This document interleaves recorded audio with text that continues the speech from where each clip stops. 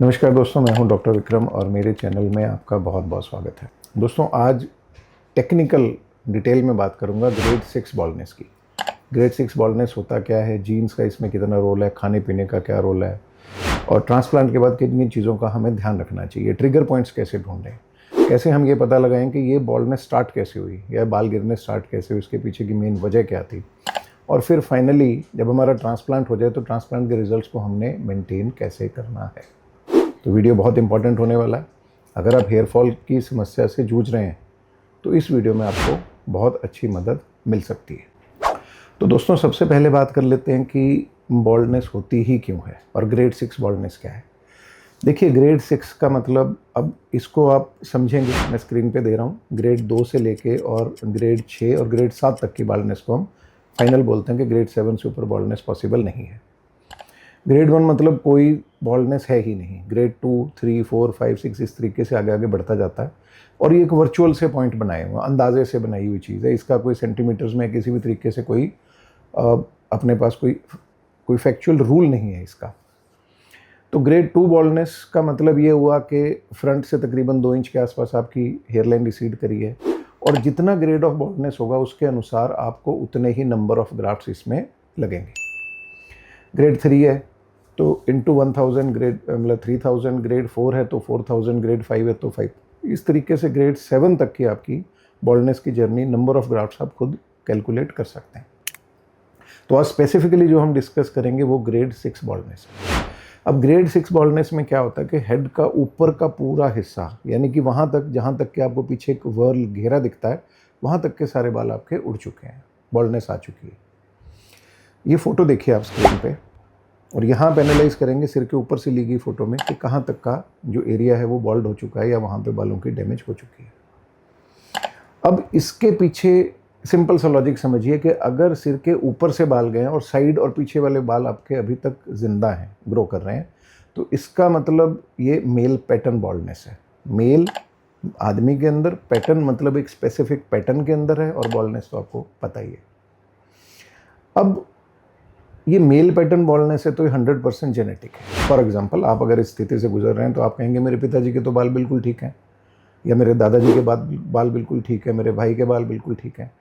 Jeans ऐसे travel नहीं करती। अब हो सकता है कि आपके पिताजी के तकरीबन 40 से 45 साल की एज में उनका हेयर लॉस हुआ हो और आपको ये हेयर लॉस जो है तकरीबन 22-23 साल में आ गया। तो जीन तो था, यानी कि जीन्स तो बॉल्डनेस के आपके बॉडी के अंदर हैं, पर वो एक्सप्रेस कब करते हैं इस चीज़ पे डिपेंड करता है कि बॉडी स्ट्रेस में कब आती है और उन जीन्स को अनकवर कब करती है। लाइक आपके पास एक, समझ लीजिए कि कोई एक खतरनाक जंगली जानवर है, एक पिटारी में पड़ा हुआ है। अब वो उसके अंदर जब तक दबा हुआ है तो that is just like your gene. जैसे ही उसके ऊपर से ढक्कन हटाएंगे तो बाहर आ जाएगा।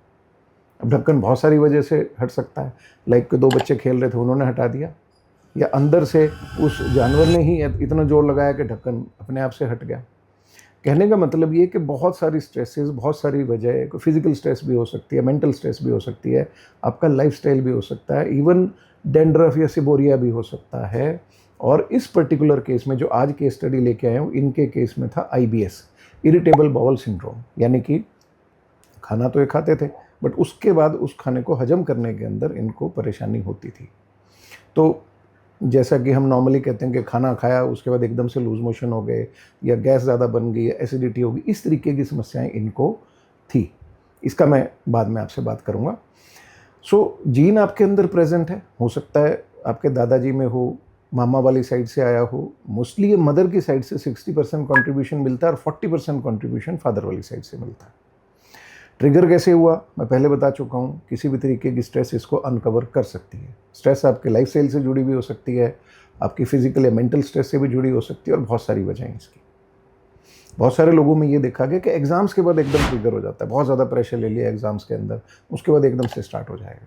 या खाने पीने का ख्याल नहीं रखा। बहुत सारे बच्चे, बहुत सारे IT के स्टूडेंट जॉब करने के लिए दूसरी जगह जा रहे हैं, दूसरे स्टेट या सिटी में जा रहे हैं, और वो बोलेंगे कि वहाँ के पानी से ख़राब हो गया। पानी से नहीं हुआ, वहाँ पे जाके आपका जो डाइटरी पैटर्न था, खाने की जो चीज़ें आपको मिल रही थी वो चेंज हो गई, और आपके पेट के अंदर उन अभी जो मिल रहा खाना, उनकी जो क्वालिटी है उसको एब्जॉर्ब करने की भी पूरी ताकत नहीं बनी। तो आपको बहुत सारे विटामिन्स और वो सारी चीज़ों की डेफिशिएंसी स्टार्ट हो जाएगी। तो ये भी एक रीज़न है। तो इस पर्टिकुलर केस में क्या हुआ कि जेनेटिक तो इनका था ही, और उसके बाद इन्होंने अपनी यूपीएससी की तैयारी के लिए दिल्ली में इन्होंने अपना रेजिडेंस लोकेट किया, चेंज किया। वहाँ पे इनको हेयर फॉल स्टार्ट हुआ। वहाँ पे कैसे स्टार्ट हुआ कि पेट के अंदर गड़बड़ शुरू हो गई, खाने को हजम करने में इनको दिक्कत होने लगी। इसको हम नॉर्मली बोलते हैं आईबीएस, इरिटेबल बाउल सिंड्रोम, और ये इरिटेबली मोस्टली न्यूरोलॉजिकल होती है। इसको इन्फ्लेमेटरी बाउल डिजीज़ के साथ कंपेयर नहीं करना, वो एक बिल्कुल ही अलग चीज़ है। तो बहरहाल इनका जीन तो था, लेकिन 26 साल की उम्र में ड्यू टू ये प्लेस का चेंज हो गया और उसके बाद इनको आईबीएस हो गया, उससे इनको ट्रिगर हो गया और एकदम से तकरीबन 1.5 से 2 साल के अंदर इनकी ये कंडीशन पहुँच गई। अब सबसे ज़रूरी चीज़ ये आती है कि सर ये 2 साल में ये कंडीशन आ गई तो क्या ये रिकवरेबल है? यहाँ पे ट्राइकोस्कोपी का बहुत अच्छा रोल आ जाता है और एक ईमानदार डॉक्टर का बहुत अच्छा रोल आ जाता है। आजकल इतना गुमराह करने की स्कीमें चली हुई हैं, आपको बहुत सारी ऐप्स आ जाएंगी ऑनलाइन, जैसे कि ये नाम नहीं लूँगा, हराया फराया करके ऐसे करके हैं, तो वो किसी न किसी तरीके से कोई ट्रांसप्लांटेड केस को ही आपको दिखा देंगे। भाई पीछे रील बड़ी वायरल हुई है इंस्टाग्राम पे कि जिसका वो बता रहे थे कि ये हमारी मेडिसिन से, वो एक्चुअली वो ट्रांसप्लांट का केस था और किसी क्लिनिक ने पोस्ट किया हुआ था। तो ये स्कैम्स बहुत सारे चल रहे हैं। तो एक ईमानदार क्लिनिक से ईमानदार ट्राइकोलॉजिस्ट आपको ये बता देगा कि भैया इसमें पॉसिबिलिटी है या नहीं है। अब मैं अपनी क्लिनिक के प्रोटोकॉल की बात करता हूँ। हम लोग कभी भी हेयर ट्रांसप्लांट में जल्दबाजी करते ही नहीं हैं। ट्राइकोस्कोपी पे अगर हमें ये दिखा कि ये हेयर अप्रॉक्सीमेटली 50 से 60% कमज़ोर हो चुका है, तब भी उम्मीद की किरण बाकी है। ये 80% से ऊपर हो गया, फिर हम झूठी उम्मीद नहीं देते। वहाँ तक हमारे पास पीआरपी, जीएफसी, बहुत सारी चीज़ें हैं जिससे हम इस सिचुएशन को टैकल कर सकते हैं। बियॉन्ड दैट ट्रांसप्लांट, और एक बार ट्रांसप्लांट बोल दिया, ये हम गारंटी के साथ कहते हैं कि फिर उसको मेडिकल रिवाइवल से उतने टर्मिनल हेयर नहीं आ पाएंगे। और अगर हमने ये बोल दिया आपको कि देखिए ये मेडिकल ट्रीटमेंट से ठीक हो जाएगा, फिर आप बिना ट्रांसप्लांट के भी उम्मीद कर सकते हैं कि वो ठीक हो जाएगा। तो ट्राइकोस्कोपी का यहाँ पे रोल आ गया, एक अच्छे क्लिनिक, एक्सपीरियंस डॉक्टर का है। अब इनके केस में जो ट्रिगर आया उससे ये समस्या हुई, तो इनके पर्टिकुलरली स्कैल्प के ऊपर हमने समवेयर अराउंड 5780 के आसपास रूट्स थो जी वो ट्रांसफ़र करी। ट्रांसफ़र करने के बाद अब मेन जो प्रॉब्लम थी उसे टैकल करना बहुत ज़रूरी है, और यहाँ रोल आ जाता है कि आपका क्लिनिक आपके लिए पेन कितना ले रहा है। हिट एंड रन करने वाले क्लिनिक्स बहुत मिल जाएंगे। आप आओ, हम 6000 ग्राफ्ट लगा देंगे, 7000 लगा देंगे, 25,000 का आप ये हमसे पैकेज ले लो जी, 10 रुपये ग्राफ्ट ले लो, ये सब दुकानदारियाँ हैं। अब इनकी जब हिस्ट्री ली, हिस्ट्री के अंदर हमें क्लियर कट समझ में आ गया कि भैया ये प्रॉब्लम है। अब उस प्रॉब्लम के अकॉर्डिंग इनके विटामिन टेस्ट, हर एक चीज़ प्रॉपर करवाई। Testosterone, DHT levels they were in normal range. Finally इनके फूड को हमने एंटायरली चेंज किया, और फूड चेंज का मतलब था शुगर्स, मीठा, मैदा बिल्कुल कतई बंद करना पड़ा हमें। इवन फ्रूट तक बंद करना पड़ा फॉर 3 मंथ्स, और इनको मोस्टली फर्मेंटेड फूड दिए हमने, जैसे कि कांजी, दही। इवन राइस को भी फर्मेंट किया जा सकता है। राइस को अगर आप दही के साथ मिक्स करके रात में छोड़ देते हैं और रूम टेम्परेचर पे छोड़ देते हैं, लेकिन दही आपकी अच्छी क्वालिटी की ठीक होनी चाहिए, घर की दही होनी चाहिए, उसमें आपने मिक्स करके छोड़ा तो नेक्स्ट डे तक वो आपका राइस भी फर्मेंट हो जाएगा और उस राइस को आप इस्तेमाल कर सकते हैं। वो प्रोबायोटिक का काम करेगा। प्री एंड प्रो दोनों ही चीज़ें उसमें आ जाती है। प्रीबायोटिक क्या भला है?